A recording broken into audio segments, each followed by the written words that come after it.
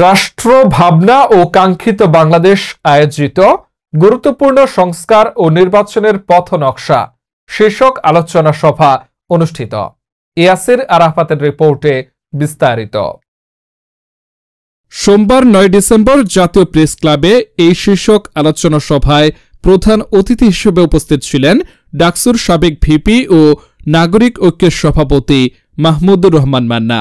উক্ত সভায় রাষ্ট্র ভাবনার প্রধান সমন্বয়ক গোলাম সারোয়ার মিলনের সভাপতিত্বে উপস্থিত ছিলেন বর্ডার গার্ড বাংলাদেশের সাবেক মহাপরিচালক মেজর জেনারেল অবসরপ্রাপ্ত আ.ল.ম.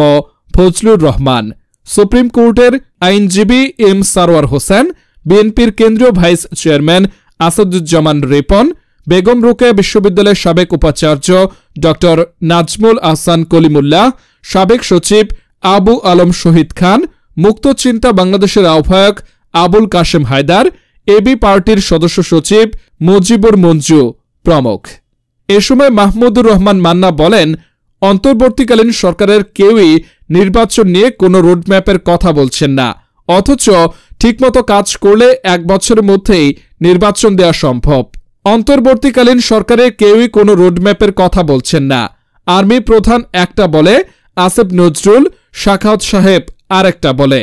যথাযথ সংস্কার করে নির্বাচন দেওয়া প্রয়োজন। ঠিকমতো কাজ করলে 1 বছরের মধ্যেই নির্বাচন দেওয়া সম্ভব।